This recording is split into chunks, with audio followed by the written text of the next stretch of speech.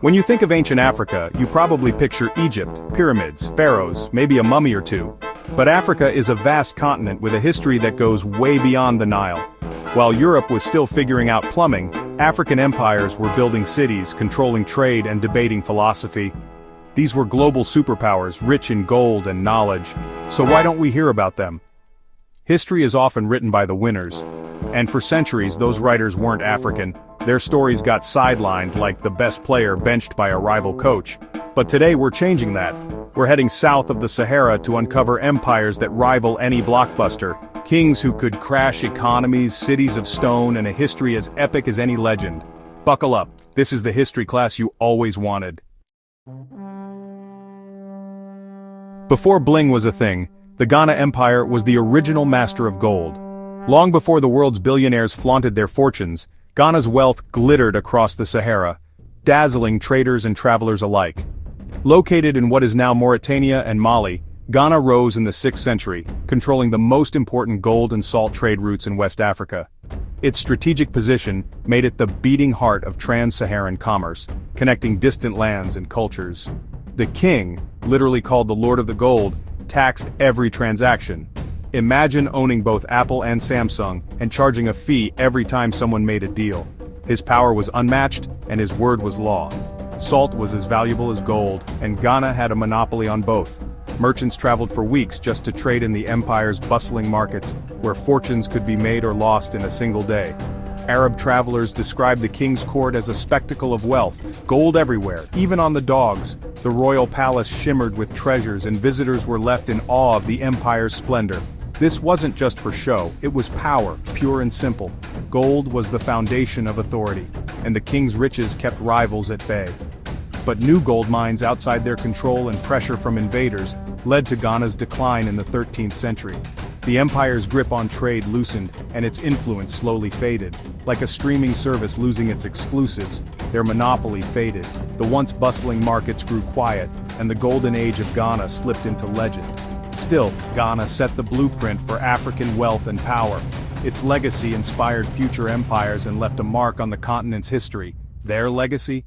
Proving Africa was a center of global trade and influence, shaping the world in ways often overlooked. The stage was set for the next great empire, as the echoes of Ghana's golden age lingered in the sands of West Africa. Ghana's story is a reminder, Africa's history is golden, literally. Its riches and achievements deserve to be celebrated and remembered. And it was just the beginning. The legacy of Ghana would echo through the ages, inspiring generations to come. After the fall of Ghana, a new power emerged in West Africa. The Mali Empire, led by the legendary Sundiata Keita, often called the real Lion King. His story is one of myth and history, blending courage, destiny, and determination. Exiled as a child due to a prophecy, Sundiata overcame incredible odds.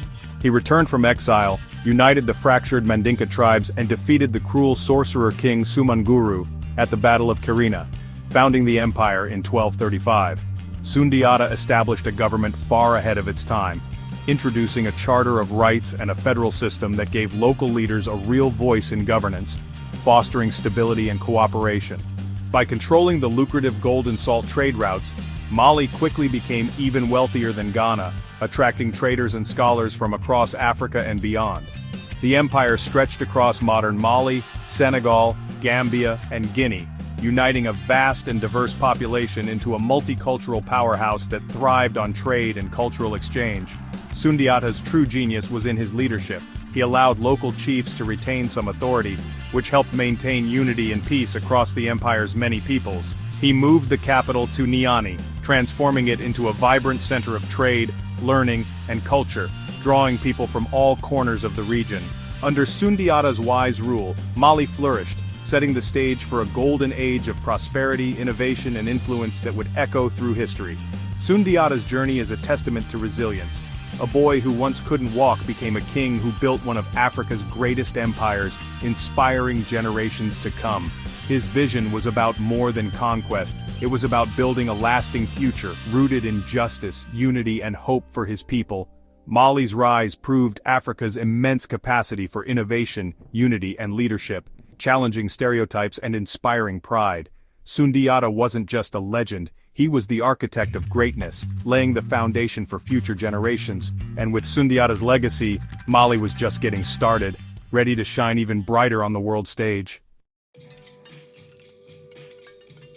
Enter Mansa Musa, Sundiata's grandnephew and the richest person in history. His wealth was so vast it's impossible to measure today. In 1324, Musa made a legendary pilgrimage to Mecca with a caravan of thousands, and camels loaded with gold. He gave away so much gold in Cairo that he crashed the local economy for years. But Musa's journey wasn't just about showing off, it was a masterclass in global PR. Suddenly, European maps featured Mali, with Musa holding a gold nugget. He returned with scholars and architects, transforming Timbuktu into a center of learning. The Djinguereber Mosque and University of Sankore became beacons of knowledge, attracting students from across the Muslim world. Timbuktu's libraries held manuscripts on law, medicine, math, and astronomy. Mansa Musa proved true wealth is investing in people and culture. His legacy? A golden age where knowledge was as prized as gold. Mali's story became legendary, and the world took notice. As Mali faded, the Songhai Empire rose, bigger, tougher, and more ambitious. Sunni Ali Baer, a military genius, expanded Songhai by capturing Timbuktu and Jenne, controlling trade and culture. He built a powerful army and navy, making Songhai the largest empire in West African history. After Sunni Ali, Askia Muhammad took over, not by birthright, but by force and skill. Askia made his own pilgrimage to Mecca, gaining religious authority and unifying the empire under Islam.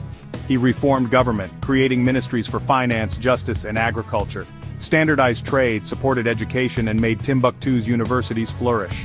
Songhai became a stable, prosperous machine dominating West Africa for over a century, but internal conflicts and new weapons, guns, eventually brought it down. Still, Songhai's legacy is one of innovation, strength, and cultural achievement. It proved African empires could rival any in the world. Their story is a testament to ambition and adaptability, and their influence still echoes today. While West Africa thrived, other kingdoms rose elsewhere, each leaving their own unique mark on the continent's history. In southern Africa, Great Zimbabwe stunned with its massive stone walls, built without mortar, like ancient Lego on a grand scale. These walls, some rising over 5 meters high, were constructed with such precision that they have stood for centuries, defying time and weather. From the 11th to 15th centuries, it controlled gold trade routes linking the interior to the Swahili coast, making it a vital center for commerce and wealth in the region. Archaeologists found Chinese porcelain and Persian pottery, proof of global connections. These discoveries reveal that Great Zimbabwe was not isolated, but part of a vast network stretching across continents.